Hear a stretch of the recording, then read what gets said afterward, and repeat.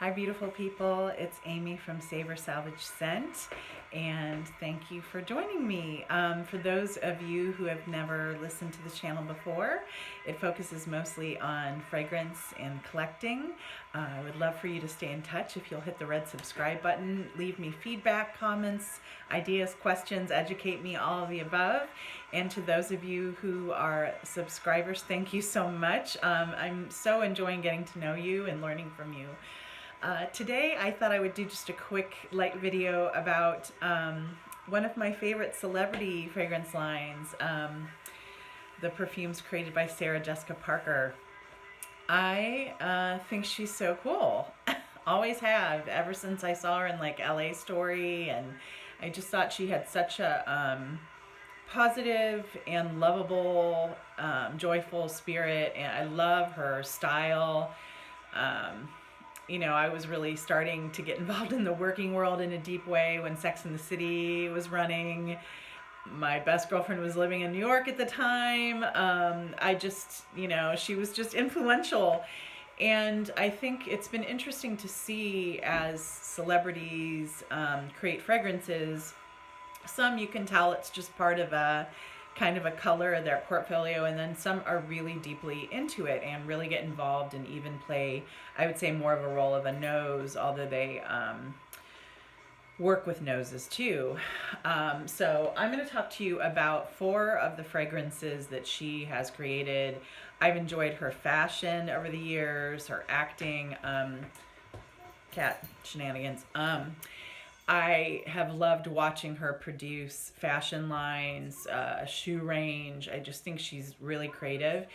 And so I was not surprised that her perfumes were more than a hobby. Like she's deeply into it, and I think her perfumes are incredible.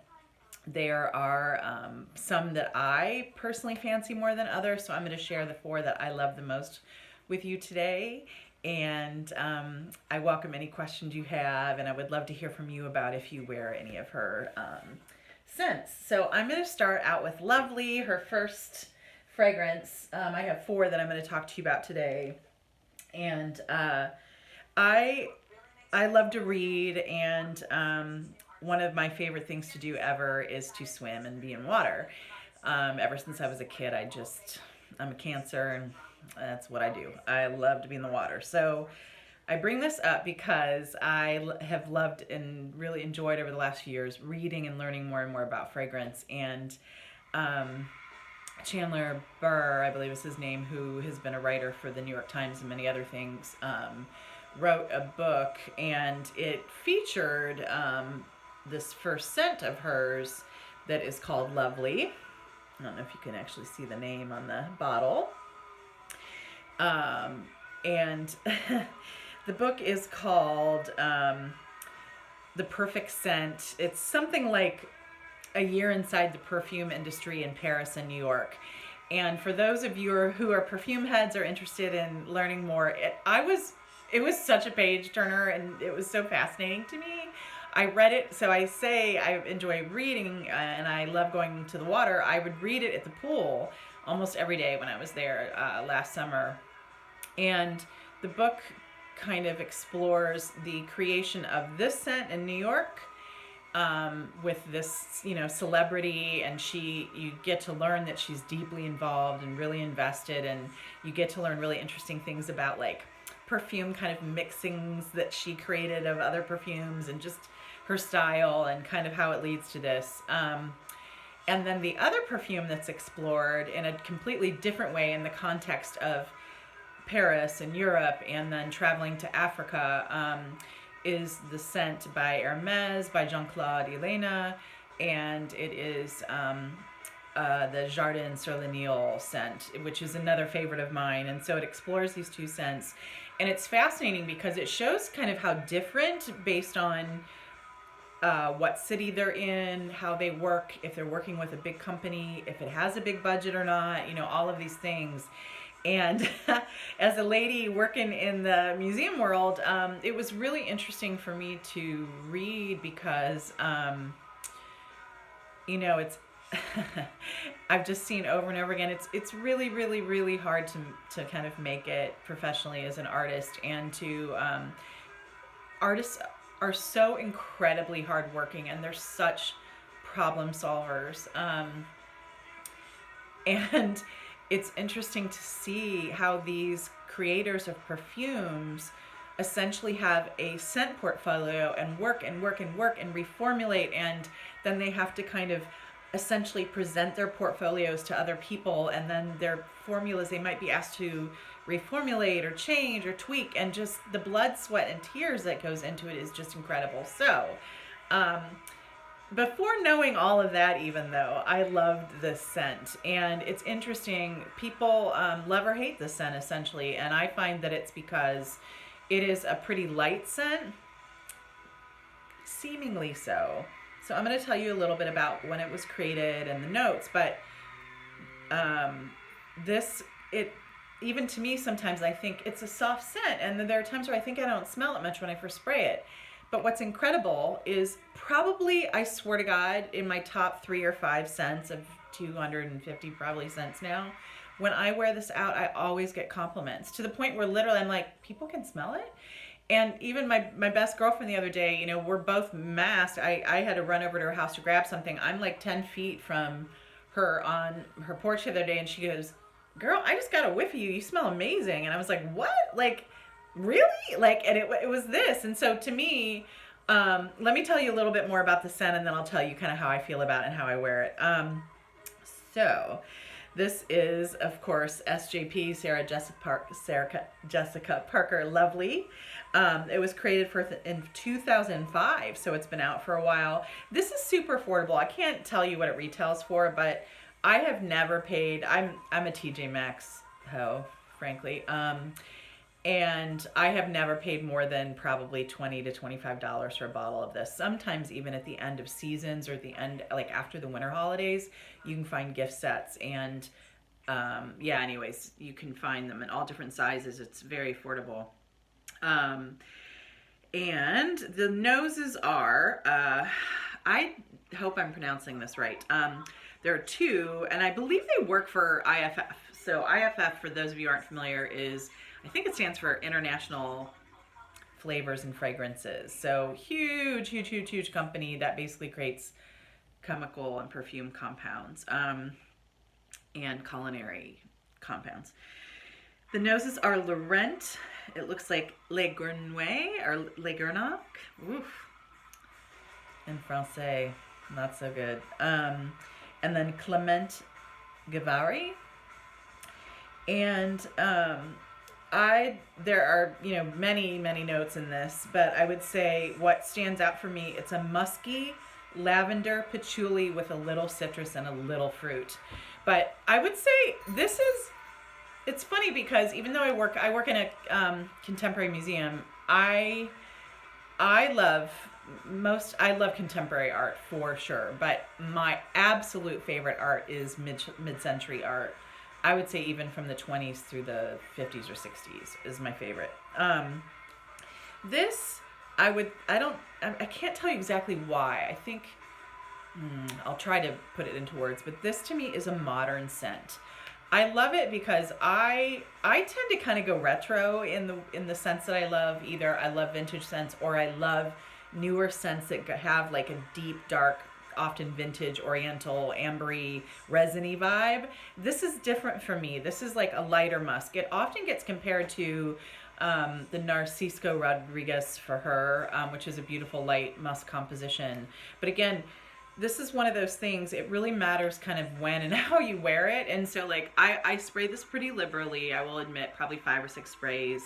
I often wear it it's what I would call an easy reach or grab fragrance. It's modern, it stays pretty linear, and it's, for those of you who don't love patchouli, I think this is a great blind buy perfume for people. It just comes across clean, a little musky, but not in that like animalic, sexy way, really. It's just modern, clean, lovely. I think it's a perfect name for it. And people just stop and be like, you smell good. And it's not you smell like perfume, it's always like you smell good. And so it's just great. Sarah Jessica Parker's lovely, really affordable. Awesome. Okay, so next is, I would say, my favorite by her. And I've talked about this in a couple other of my videos, but I can't leave it out because I'm talking about her. So this is Covet by Sarah Jessica Parker. And it's kind of, I think this bottle shape is really fun. And then the thing that fits over the sprayer, if you want to call it a cap, kind of looks like a spigot, but it actually kind of looks like a flower, and it hints at the scent a bit. So this is another lavender dominant scent, but this to me is lavender, lemon, and chocolate. And the chocolate makes it deep enough. You could get away with this in the summer, but I think in the fall it's gorgeous, and in the winter. This was created in 2007. The nose is Frank Vocal. I believe he also worked for IFF. Gosh, I think so. Or maybe there's another perfume company that starts with an F. I forget, Firmenich, something like that. Anyways, educate me. Always learning. This is, yeah, just citrus, lavender, chocolate. And the chocolate to me, or it's like a cocoa, a dark, a deep. It is so beautiful. And it has, a few other notes in it, but that to me is what really stands out. And it almost has, like, look at this juice. It almost has an ambery or syrupy quality. It feels gourmand to me for sure. And I love it. Where I would say Lovely is kind of light and an easy grab and flirtatious and clean. And I'll talk about some of her other scents that start to get even riskier. This to me is kind of the happy medium to me, and it's gorgeous. To me, this is niche quality. It's beautiful. I literally just this week saw a bottle at TJ Maxx for $20. You can find it from $20 to $30. Super affordable. I think both of these, but especially this, is wonderfully unisex. So Covet, Sarah Jessica Parker. Yes. All right. Next on the list is my most recent acquisition of hers, called Twilight. And I think it's out of, I think it's out of commission. And so if it sounds interesting to you, I would get online and try to find it now. Just FYI. Twilight. I don't know if you can see, it's beautiful because you can see leaves kind of in the back. And I think there was one called like Dawn or Daybreak or something, but that you can't find it, or at least I can't. Twilight you can still find, and I paid about $30 for this. This was first created in 2009. Again, much harder to find, close to being gone from the market. I again paid $30. I could not find particular noses credited for this. I just found IFF listed. And this for me, oh my gosh, this is the perfect scent right here, right now. In fact, I'm going to spray it on me. Oh gosh, it's so good. This is one though, I'm going to say, be patient with this because it becomes beautiful in about 2 to 3 minutes. At first you're like, you get a real strong alcohol blast, or I do from this one. And then when it starts to dry down, I'm like, oh, okay. So this for me is amber, musk, and cinnamon, and it's soft. So like, I'm a big fan of ambery, musky, cinnamony scents, spicy scents. This, however, is not loud. It is not super animalic either. It's soft and beautiful, round, fuzzy, gorgeous. Again, I think the name Twilight is great. It even gives me the feeling of like a little bit of decaying leaf or turning, sun coming down, weather turning. I think it's just got this ambery, cinnamony thing going on, and it's soft, but it's not so soft that you and others will not be able to smell at all. It's, to me, strikes a perfect balance. So Twilight by Sarah Jessica Parker. All right. Last, the one that is becoming like really, really coveted and expensive and all that jazz. I was so excited when she came out with another perfume. I think it was, let me look, I think 2015, 16, something like that. Ugh, where are my notes? Oh, can't find them. There it is. Okay. This came out in 2016, so very recently. And for me, it like came straight to discount stores. So I just walked into TJ Maxx one day and there was a gift set and I was like, okay. I literally bought two because I was like, this will be awesome. I had been reading about it and I had been reading that it was a woody scent and I love woody, ambery woody scents. And the set I got one perfume set that I think was a cream and a perfume, and I immediately went through it in like a year and a half. It was so good. And then one of my friends that I work with was like, what are you wearing? And I told her about it, and she immediately got a little. And then I bought this gift set, and it was a perfume. This is what's left. This is the hair oil. Or body, maybe it's just oil, period. I use it in my hair and I dab a little on myself too. And then it also came with like a little cologne, I believe, that they were all scented as Stash. And my good friend who has since fallen in love with it, this now is out of commission. It kind of like went, I don't get why, I don't think any of us understand why, because people in the fragrance community are crazy about this. It is so beautiful. Again, this is really niche quality. This is gutsy. People would pay hundreds of dollars for it, and they do apparently. This originally in those box sets was like $20 and $30, so really affordable. And then suddenly it was just gone from stores and has never returned. It's off the market. And when you can find it on eBay, you can still get it kind of, I mean, if you watch, you can get it maybe from $50 to $75 a bottle, but you can also pay, the sky's the limit. Well, my dear friend who's just, I mean, she wears like 5 perfumes. And so I know how much she loves it. And she gave me a bottle of Covet. And so I gave her my bottle of Stash. And so what I kept was the hair and the body oil. And actually, this is really great. It's really deep and dark and resinous. And I literally use like a little dab on my hair and my pulse points. And it lasts all day. It is a powerhouse. So I'm really happy that I kept this oil. So let me tell you a little bit more about it. Again, created by Noses at IFF with Sarah Jessica Parker. One of the things you learn about in that first book when she's creating Lovely is she is so deeply involved. Like, and I don't mean like, she doesn't sound terrible to work with. She sounds great. And it's like, she wants to be supportive. She has a strong vision, as most creatives and artists do. And she wants to help, and she like does research. She really gets into perfume. Chandler Burr was, I think you could tell he was impressed by her knowledge and how deeply she got involved. But anyway, this is to me wood, black pepper, myrrh, and vetiver. And to me, this almost swings to be what a person would normally market as a masculine fragrance. I love it. I rock it. It's beautiful, and so does my friend who's a woman. What's cool about it with the wood, the pepper, and the vetiver, the myrrh, you know, myrrh can be very even strong in its softness, if that makes sense. It's like, it's a strong scent, but it kind of takes the edges off things. And it does that with this, and it softens it a bit. So it's just gorgeous, resinous wood. And when you first, this is another one where I first smell it out of the bottle. Sometimes I'll even be like, whoo, that might be too much, like too much wood or too masculine for me.